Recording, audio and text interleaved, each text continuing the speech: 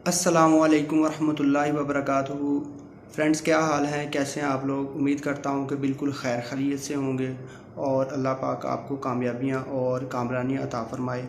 आज का जो मेरा मौजू है वो इस पॉइंट के ऊपर है कि बहुत सारे दोस्त अहबाब और बहुत सारे लोग जो है वो इस चीज़ का गिला करते हैं कि यार फ़लाँ मुझे धोखा दे गया, फ़लाँ शख्स मुझे चीट कर गया, फ़लाँ ने मेरी जो है ना मेरे फ़लाँ काम में रुकावट डाल दी, फ़लाँ जो है उसने बड़ा वो फ्रॉडिया निकला, ठीक है, फ़लाँ बड़ा मुनाफिक है।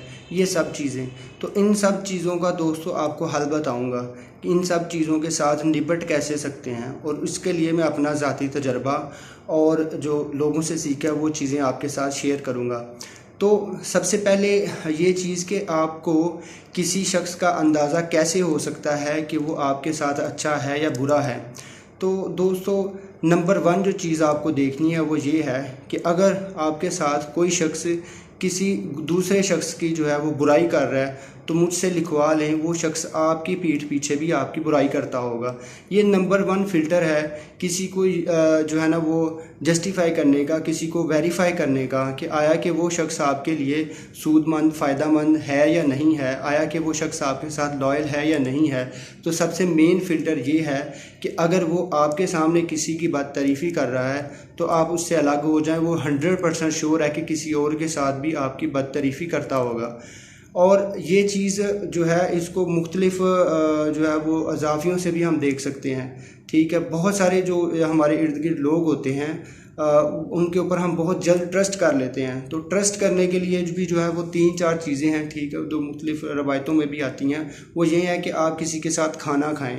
जब आप किसी के साथ खाना खाएंगे तो आपको उस शख्स की काफ़ी सारा अंदाज़ा हो जाएगा। दूसरा पॉइंट है कि उस शख्स के साथ सफ़र करें, और तीसरा पॉइंट है कि उस शख्स के साथ कोई ना कोई लेन देन करें। ये सब चीज़ें किस लिए हैं? ये इसलिए हैं कि आपने अपने रिलेशनशिप को, अपने मामले को, अपने दोस्त को या अपने कोलीग को या किसी ऐसे शख्स को परखना है कि आया कि वो शख्स आपके हक़ में बेहतर है या नहीं है।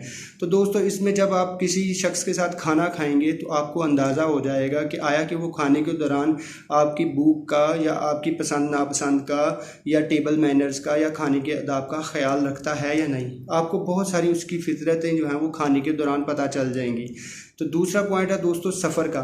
जब आप किसी के साथ सफ़र करते हैं तो वो आपको अपने सामने आप और वो शख्स दोनों जो हैं वो सफ़र की मुश्किलात को एक साथ बियर कर रहे होते हैं। तो आपको अंदाज़ा हो जाता है कि यार मुश्किल में, मुसीबत में इस शख्स का मेरे साथ रवैया क्या होगा।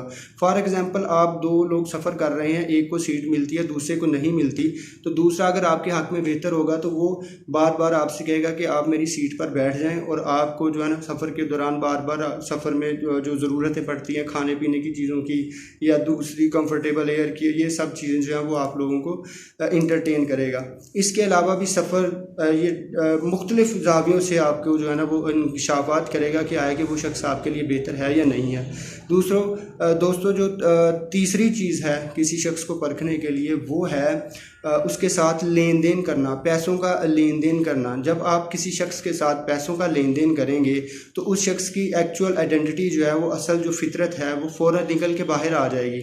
मसलन मुंह पर तो बहुत ज़्यादा लोग मीठे होते हैं, बहुत ज़्यादा आपको सपोर्टिव होते हैं, लेकिन जो ही वक्त पड़ता है, जो ही ज़रूरत पड़ती है, तो वो लोग आपका बिल्कुल भी 1 रुपये से भी हेल्प नहीं करते। आपकी जो है ना वो किसी तरह से ना आपको वक़्त देते हैं, ना आपकी मुश्किल टाइम में हेल्प करते हैं। तो इन सब चीज़ों को परखने का जो तरीका है वो ये है कि आप उनको थोड़ा सा लोन दे के देख लें या उनके साथ कोई मामला कर लें। आपको बड़ी आसानी से उस शख्स की जो है ना इन फितरतों का इल्म हो जाएगा। तो दोस्तों, बार लोग शिकायत करते हैं कि यार फ़लाँ शख्स हर वक्त हमारे साथ जो है वो फ़लाँ लोगों की बुराइयां करता रहता है। पंजाबी में जो है ना इस मामले की वजह से एक ट्रेट पैदा होता है, एक नेचर जो है वो डेवलप होती है, उसको कहते हैं कान का कच्चा होना। दोस्तों, घरों में जो रिलेशनशिप्स बिगड़ते हैं, घरों में जो तबाहियाँ होती हैं, उसकी सबसे बड़ी वजह ये होती है कि कोई उस घर के अफराद जो हैं, सब लोग हैं, उनमें से कोई जो है वो कान का कच्चा होता है। होता ये है कि एक शख्स को दूसरा पसंद नहीं है तो एक और थर्ड पर्सन आके जो पसंद नहीं है उसके अगेंस्ट आपके कान भरना शुरू हो जाएगा। कान भरना ऐसे नहीं होता कि नाम लेके आप जो है किसी शख्स को स्पेसिफाई करते हैं, बल्कि छोटे छोटे मामलात में वो उस शख्स की नापसंदीदगी का इजहार करेगा। उससे क्या होगा कि एक शख्स तो आपको पहले उस तरह से पसंद नहीं है, दूसरा आपको हर वक्त उसके हवाले से जो है वो बार बार वर्डिंग्स सुननी पड़ेंगी, और अगर जिस बंदे से आपको वर्डिंग्स सुननी पड़ रही हैं उसको आप एक अच्छा इंसान समझते हैं या उसके ऊपर ट्रस्ट करते हैं, तो फिर टोटली डिज़ास्टर है। तो इस कन्फ्यूजन से बात ख़त्म करूँगा, बहुत जल्द वीडियो एंड हो जाएगी।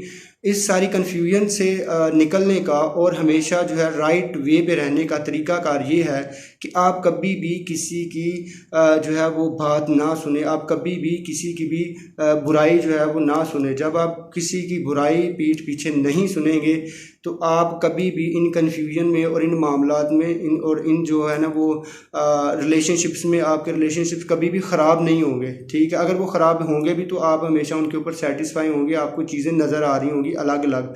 लेकिन अगर आपने उन किसी को सुन के उसके साथ रिलेशनशिप की बुनियाद रख ली, मसलन आप किसी पॉलिटिशियन के बारे में सुनते हैं कि यार फ़लाँ बहुत करप्ट है, फ़लाँ बहुत करप्ट है, फ़लाँ बहुत करप्ट है, लेकिन जब तक आप ख़ुद तहकीक नहीं करते, खुद उस शख्स के साथ खाना नहीं खाते, उसके साथ सफ़र नहीं करते, उसके साथ लेन देन नहीं करते, आप कभी भी अपने ज़हन में ये मत बनाएं कि वो शख्स एक बुरा इंसान है।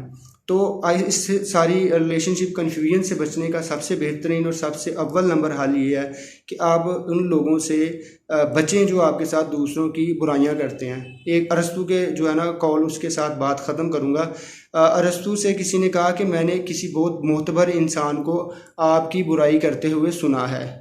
अरस्तु से किसी आदमी ने क्या कहा कि मैंने आपके बारे में किसी बड़े मोतबर आदमी से बुराई करते हुए सुना है। तो अरस्तु ने कहा कि भाई मेरी पीठ पीछे बुराई करने वाला मोतबर कब से हो गया। तो ये बहुत गोल्डन रूल है दोस्तों, ये बहुत ज़्यादा गोल्डन रूल है। ठीक है, इसको अपना के रखें और अपने रिलेशनशिप्स और अपने जो लाइफ है उसको मजबूत बनाएं। मैंने ये इसलिए शेयर किया कि मैं बिज़ाते खुद जो है इस पॉइंट में काफ़ी ज़्यादा वीक था और बहुत जल्द हर किसी के ऊपर ट्रस्ट कर लेता था, जिसकी वजह से मेरी लाइफ में काफ़ी सारे इश्यूज़ आने शुरू हो गए। अल्लाह के फजलो करम से मैं इस चीज़ को बहुत अच्छी तरह से लर्न कर चुका हूँ और अल्हम्दुलिल्लाह आइंदा कभी भी रिलेशनशिप्स और इन मामलात के उलझाव का शिकार ना मैं होऊंगा। और मैं चाहता हूँ कि मेरे सुनने वाले भी इस चीज़ को जल्द अज जल्द सीखें और मज़ीद मुश्किलात और मसाइब से बचें।